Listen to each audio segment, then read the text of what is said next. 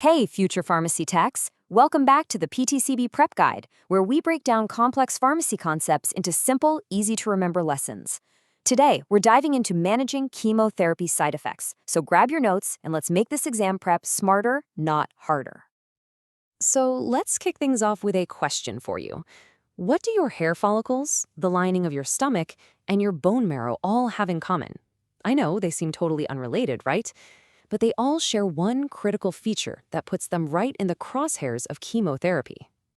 And the answer is, they are all packed with rapidly dividing cells. Now, this right here is the absolute key to understanding pretty much all of chemo side effects. See, these drugs are designed to hunt down and destroy fast-growing cancer cells. The problem is, they're not always smart enough to tell the difference between a bad cancer cell and a healthy, normal cell that just happens to grow quickly. Here's a great way to picture it. Think of chemotherapy as a really aggressive gardener. Its main job is to get in there and rip out all the fast-growing weeds. Those are the cancer cells. But in the process, it sometimes yanks out the fast-growing flowers too, and those are our healthy cells. This collateral damage is exactly what causes the side effects we're about to get into.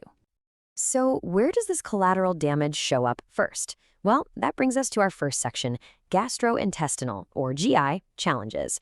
Your entire GI tract from your mouth all the way down is lined with those fast-dividing cells, which makes it a major target. One of the most common and frankly miserable GI issues is something called stomatitis. All this means is a really inflamed, sore mouth. When chemo damages those sensitive mucous membranes, it can cause a ton of pain, swelling, and it can make eating just about impossible. Let's break down the two big GI problems you absolutely need to know for the exam.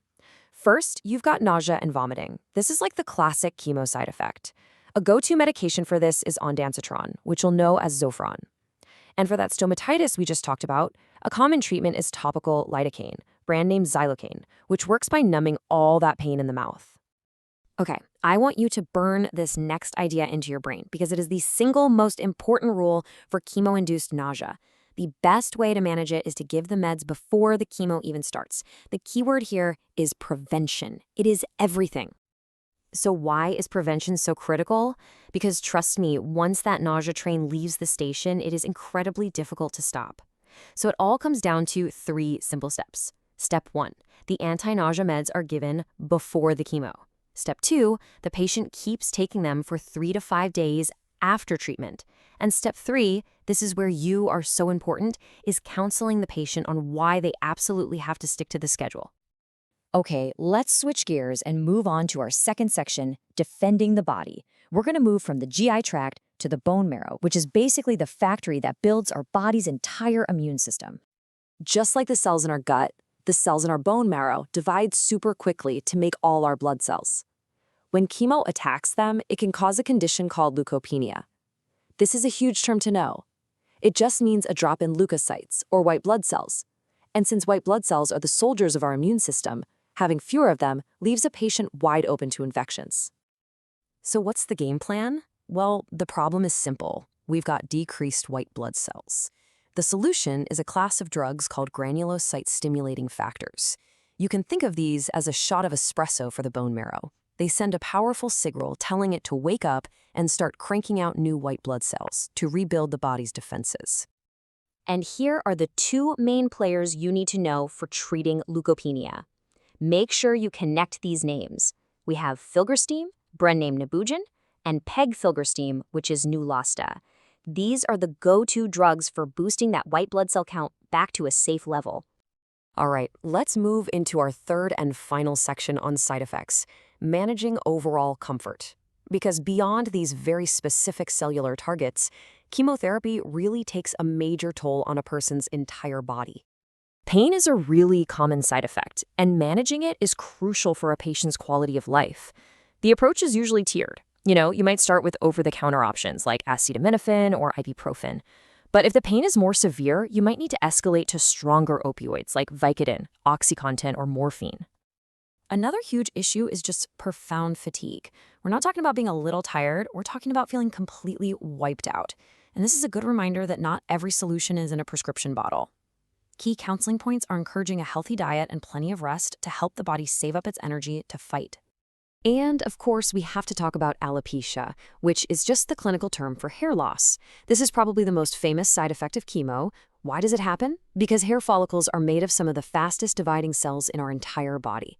The most important thing to remember for your exam and for patients is that this is temporary. The hair does grow back after treatment is done. All right, you've learned about the problems and the solutions. So now it's time for a little quick-fire review to really lock in these key drug facts for your exam. Let's see what you've got. First question. You see a prescription for filgrastim, that's Neupogen. What side effect is this medication designed to treat? If you said leukopenia, you are absolutely right. Filgrastim is all about boosting that low white blood cell count to help the body fight off infections. Okay, next up.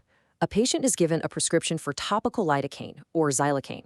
What's its main purpose for someone going through chemo? The answer is to numb the pain from stomatitis, that really sore, painful mouth we talked about earlier. Lidocaine provides that much-needed local relief. All right, last question, and this is a really important one. What is the single most critical counseling point you can give a patient about their anti-nausea medication like ondansetron? And the answer is all about prevention. Take it before chemo starts and keep taking it exactly as the doctor prescribed. You're trying to prevent nausea from ever showing up because trying to treat it after it starts is a losing battle. So we've covered the what and the why behind these really common side effects. The final thing I want you to think about is this. Now that you know this, how can it change the way you support a patient who's going through this incredibly tough time?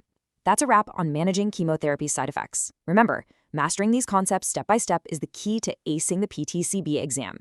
Don't forget to like, subscribe, and hit the bell so you never miss a tip that can boost your score. Keep studying smart, and I'll see you in the next video.